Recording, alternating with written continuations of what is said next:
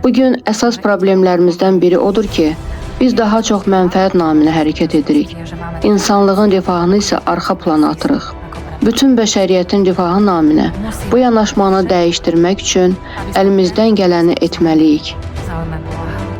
Əgər biz dünya üzrə alimlər üçün açıq əməkdaşlıq şəraiti yarada bilsək, onlar artıq mövcud olan bilik və təcrübələrə əsaslanaraq kataklizmlərin artımının qarşısını ala biləcəklər. Planetimizin gələcəyi bugün qəbul etdiyimiz qərarlardan asılıdır. Okeanları mikro və nanoplastikdən təmizləmək və iqlim dəyişikliyinin nəticələrini yumuşaltmaq üçün birlikdə hərəkət etməliyik.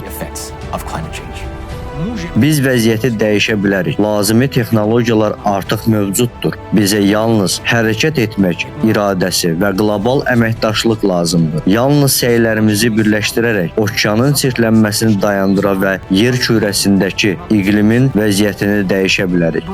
Gələcək bizim əlimizdədir.